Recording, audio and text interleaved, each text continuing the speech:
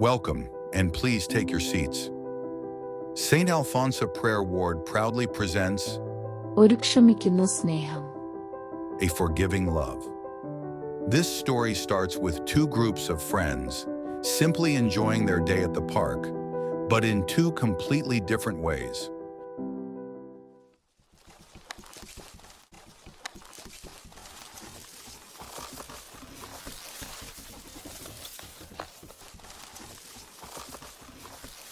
ഹോ മടുത്തു.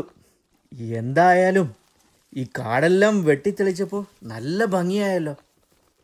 അതെ ജോജി, തന്നെയുമല്ല പിള്ളേർക്ക് വെക്കേഷൻ ആകുമ്പോൾ സേഫായിട്ട് കളിക്കാൻ ഒരു സ്ഥലമായി. ഇനി 2 ദിവസത്തെ പണി കൂടിയല്ലേ ഉള്ളൂ. Thank God. എടാ ജോജി, ഇങ്ങനെ പോയാൽ നിന്നെ കൗണ്ടിക്കാർ കാട് വെട്ടിത്തെളിക്കാൻ ഹയർ ചെയ്യുമെന്ന് തോന്നുന്നു. നീ എക്സ്പെർട്ട് ആയല്ലോ. ഹോ, ഇതൊക്കെയാണോ വലിയ കാര്യം? ഇതിനും അപ്പുറം ചാടിക്കിടന്നവനാണ് ഈ ജോജിക്കുട്ടൻ. It's good work, Joji. ഇച്ചിരി കഷ്ടപ്പെട്ടാൽ എന്നാ. It's a small way of showing our love to our neighbors.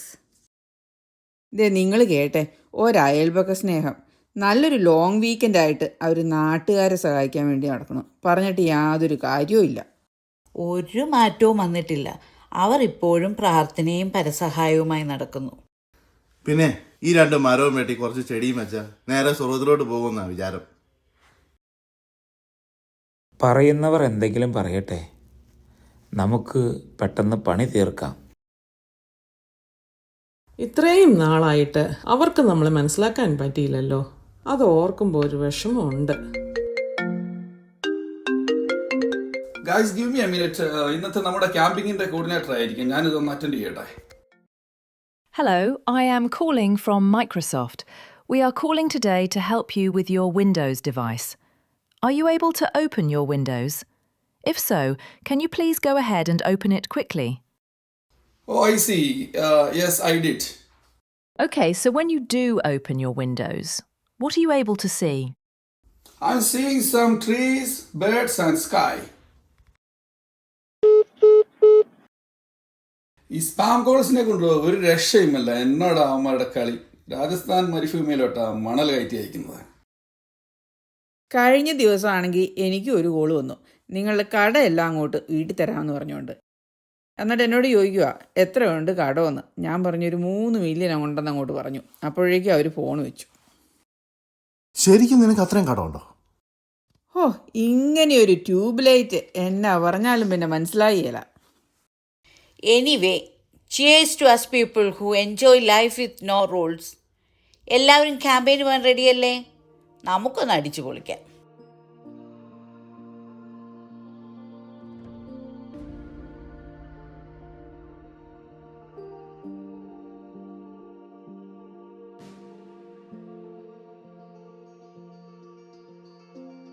രണ്ട് കൂട്ടരുടെയും ഇടയിലുള്ള പൊരുത്തമില്ലായ്മ ഇന്നോ ഇന്നലെയോ തുടങ്ങിയതല്ല. ഒരു ഹൈസ്കൂൾ ക്ലാസ് പാർട്ടിയിൽ ഉണ്ടായ പ്രശ്നങ്ങളാണ് കാര്യം ഇത്രയും വഷളാക്കിയത്. നമുക്ക് അവരുടെ ചെറുപ്പകാലം ഒന്ന് കണ്ടു നോക്കാം.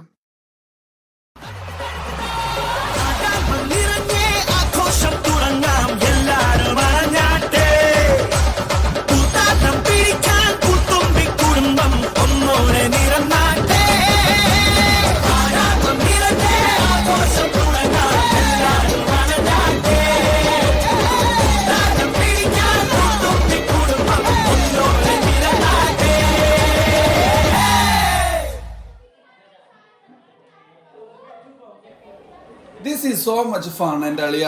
ഞാനിതിനു വേണ്ടി എത്ര നാളായിട്ട് നോക്കിയിരിക്കുമായിരുന്നു എന്നറിയാമോ? അത് പിന്നെ പറയാനുണ്ടോ? നിനക്കറിയാലോ എൻ്റെ വീട്ടിലെ കാര്യം. ഇടത്തോട്ടോ വലത്തോട്ടോ തിരിയണമെങ്കിൽ അപ്പൻ്റെ അനുവാദം വേണം. പോരാത്തതിന് എല്ലാ 5 മിനിറ്റ് ഫോണിൽ കൂടെ അമ്മയുടെ വക വേറെ. എന്തായാലും ഇന്ന് നമുക്കൊന്ന് അടിച്ചു പൊടിക്കാം.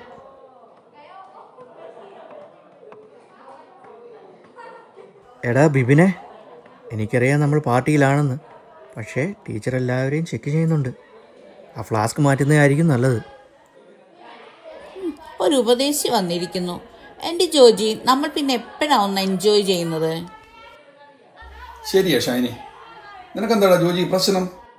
നമ്മളെല്ലാവരും ഫ്രണ്ട്സ് അല്ലേ? ഞങ്ങളൊന്ന് പറഞ്ഞതേ ഉള്ളൂ സാജു. ടീച്ചർ പിടിച്ചാൽ സസ്പെൻഷൻ ഉറപ്പാ. പിന്നെ കരഞ്ഞോണ്ട് ഇങ്ങോട്ട് വന്നേക്കരുത്.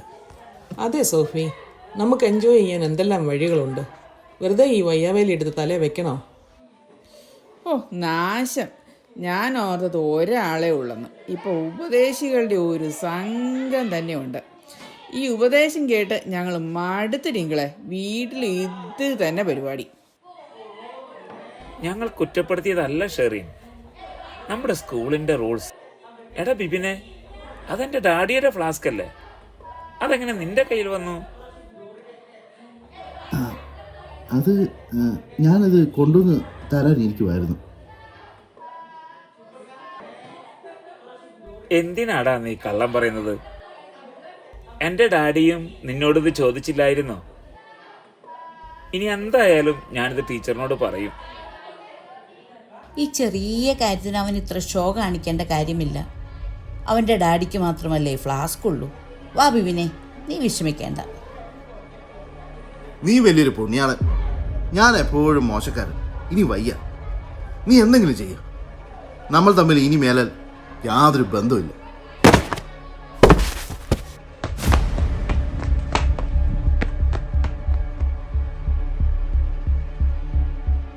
അതൊരു തുടക്കം മാത്രമായിരുന്നു.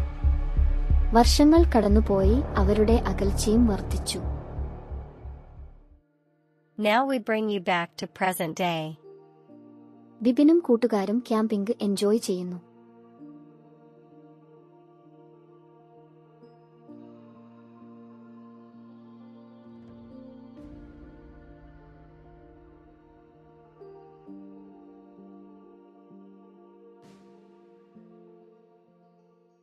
ഓ കുറേ നേരമായല്ലോ ഈ ചീട്ടുകളിയൊക്കെ തുടങ്ങിയിട്ട്.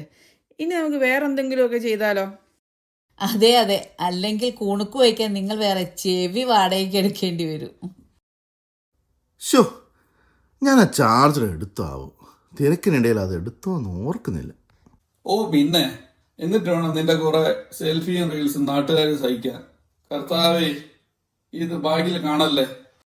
ഓ ഒരു ചാർജർ, ഇവിടെയാണെ സർവീസ് പോലും ഇല്ല. ഫോണിൻ്റെ കാര്യമേ അങ്ങോട്ട് മറന്നേരെ. എന്നാ പിന്നെ ഇതെല്ലാം കൊണ്ടുവന്നല്ലേ, നമുക്കിത് തീർത്തിട്ട് കിടന്നുറങ്ങാം.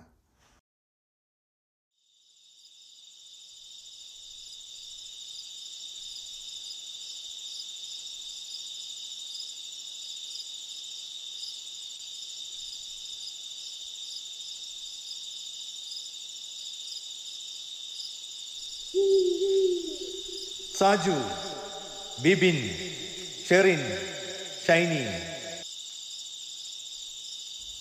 ആരാ എന്നെ വിളിക്കുന്നത്?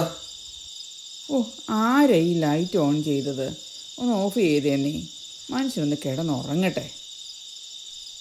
നിങ്ങളുടെ ഇത്രയും നാളത്തെ ജീവിതത്തിൽ പാലങ്ങൾ പണിയാതെ മതിലുകൾ പണിതുകൊണ്ട് ബന്ധങ്ങൾ അകറ്റി മധുരിക്കുന്ന സ്നേഹത്തിന് പകരം വേദനിപ്പിക്കുന്ന അനുഭവങ്ങളാണ് നിങ്ങൾ സമ്മാനിച്ചത്.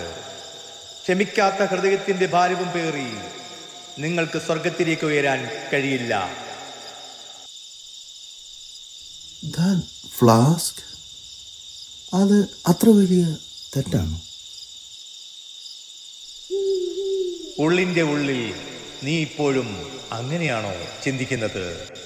കാഴ്ചയിൽ എത്ര നിസ്സാരമായ പ്രവൃത്തിയാണെങ്കിലും ക്ഷമ ചോദിക്കാനും ക്ഷമിക്കുവാനുമുള്ള വിമുഖതയാണ് മനുഷ്യൻ്റെ ബലഹീനത. അതാണ് ബന്ധങ്ങളിൽ വിള്ളൽ വീഴ്ത്തുന്നത്. വിധിക്കപ്പെടാതിരിക്കാൻ നിങ്ങളും വിധിക്കരുത്. നിങ്ങൾ വിധിക്കുന്ന വിധിയാൽ നിങ്ങളും വിധിക്കപ്പെടും. ഞങ്ങൾ നല്ലവരാണല്ലോ. ഹൃദയത്തിൽ പാകിയ നന്മ ഒരിക്കലും നശിക്കുകയില്ല.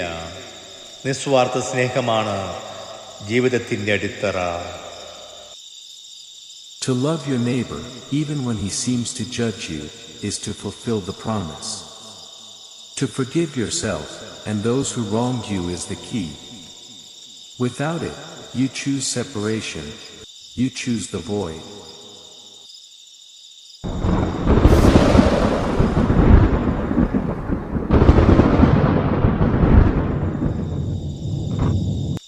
എന്റെ ദൈവമേ, എന്താ ഇവിടെ നടക്കുന്നത്? എന്നാ സാജു? ഞാനൊരു സ്വപ്നം കണ്ടു. പറഞ്ഞാൽ നിങ്ങൾ ആരും വിശ്വസിക്കില്ല. യോ, ഞാനും കണ്ടു. സത്യം, ഞാനും കണ്ടു. എനിക്കും അതേ അനുഭവം. എനിക്കറിയാം എന്ത് ചെയ്യണമെന്ന്.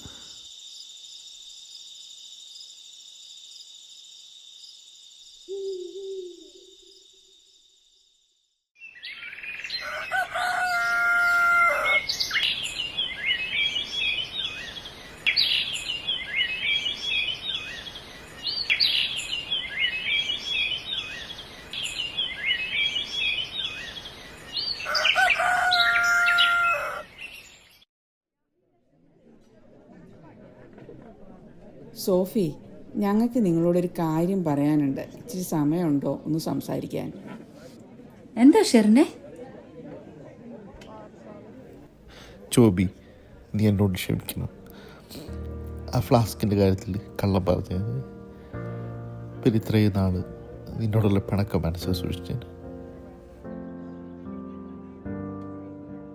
എടാ, ഞാനത് അപ്പോഴേ ക്ഷമിച്ചല്ലോ. എന്റെ വിശ്വാസം എന്നെ അതാണ് പഠിപ്പിച്ചത്. ബൈബിളിൽ പറയുന്നില്ലേ, വിദ്വേഷം വെച്ച് പുലർത്തുന്നവൻ സ്വന്തം കുപ്പായത്തിനകത്ത് തീ സൂക്ഷിക്കുന്നത് പോലെയാണെന്ന്. അത് നമ്മെ തന്നെ കത്തിക്കുകയുള്ളൂ. നീ എപ്പോഴും എന്റെ നല്ല കൂട്ടുകാരനാണ്. ഞങ്ങൾ എപ്പോഴും നിങ്ങൾക്ക് വേണ്ടി പ്രാർത്ഥിക്കുന്നുണ്ടായിരുന്നു. എന്നാൽ എല്ലാരും ഇങ്ങോട്ട് വാ, നമുക്ക് ഈ ലാസ്റ്റ് ചെടി കൂടി കുഴിച്ചു വെക്കാം. ഇത് ഞങ്ങളെപ്പോലെ തന്നെ വാടിയെങ്കിലും ഇപ്പോഴും നല്ല വേരുണ്ട്. ക്ഷമ ചോദിക്കുന്നതും കൊടുക്കുന്നതും ഈ വേരുകൾക്ക് വെള്ളമൊഴിക്കുന്നത് പോലെയാണ്. Unconditional love is A soil. നിങ്ങൾ എന്നോട് ക്ഷമിച്ചെന്നറിഞ്ഞപ്പോൾ എനിക്ക് എന്ത് ആശ്വാസമാണെന്നോ. ഇപ്പോഴാണ് ശരിക്കുള്ള സന്തോഷം ഫീൽ ചെയ്യുന്നത്. ഇനിയെങ്കിലും എനിക്ക് നന്നായി ജീവിക്കണം. ഞങ്ങൾക്കും. ഓ, ഇപ്പോൾ നമുക്ക് നമ്മുടെ സന്തോഷവും പഴയ കാലവും തിരിച്ചു കിട്ടിയത് പോലെ തോന്നുന്നു അല്ലേ? എന്നാ നിങ്ങളും വാ, നമുക്ക് ഒരുമിച്ച് ഈ പണി തീർക്കാം. We will show together how to love our neighbors unconditionally.